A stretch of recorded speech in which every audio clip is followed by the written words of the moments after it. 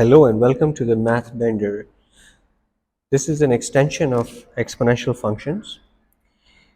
You may want to look at the previous lecture before starting off with this one. I'm going to be solving some more questions related to the exponential functions in it. Let's start off. So let's try to look at some of the functions. Here, if I try to solve y equals to 2e to the power of x minus 3. Now, as I see, e to the power of x is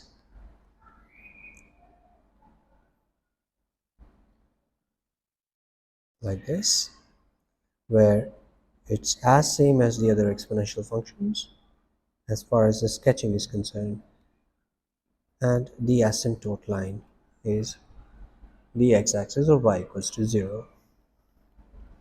But if I multiply this with 2, it stretches and this thing becomes 2, the y coordinate.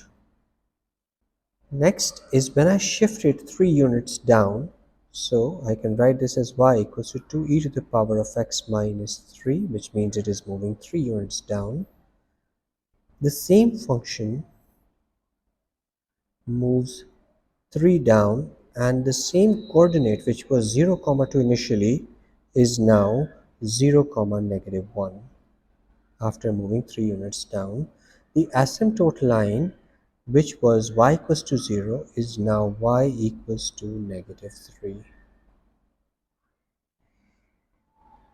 Let's look at another example.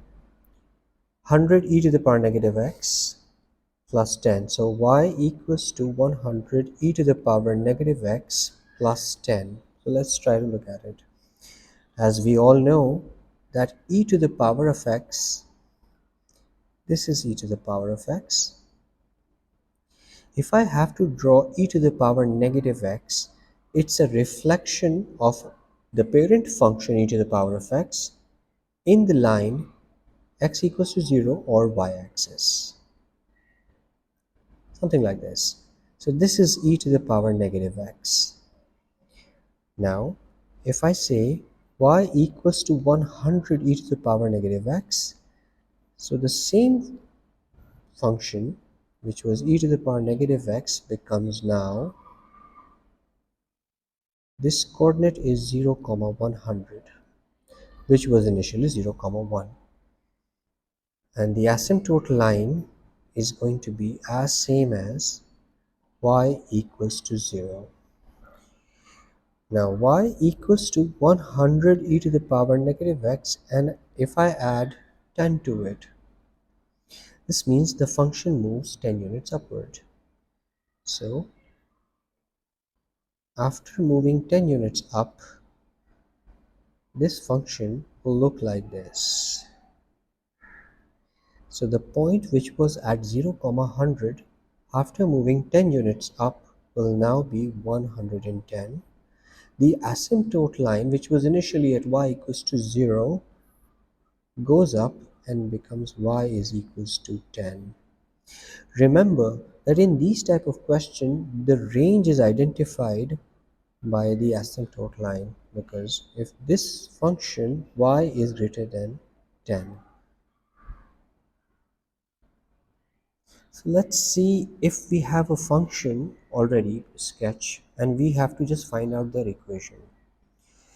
So for part A, it says that you have to write down the equation in e to the power bx plus c. The first step that you need to look at is the gap between this. As you can see, it's a 1 unit gap only, because this is 0, 6 and the line of the asymptote is y equals to 5. So the first one, A, is going to be y is equals to e to the power x plus 5. Since it's moving 5 units up, the asymptote line decides. For part B, as you can see, that the gap between the y-intercept and the asymptote line is 4. So the first step, which is 4 times e to the power of x plus c. Now next step. As you can see that the parent function is by default like this. And on the other hand, we have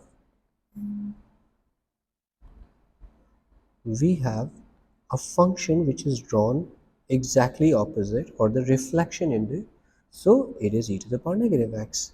So we say y is equals to 4 times e to the power negative x plus c. Now, since the function, there is no asymptote line that is moving, so you say that y equals to 4 e to the power negative x. That's the equation. I hope I've made myself clear. See you. Take care. Bye.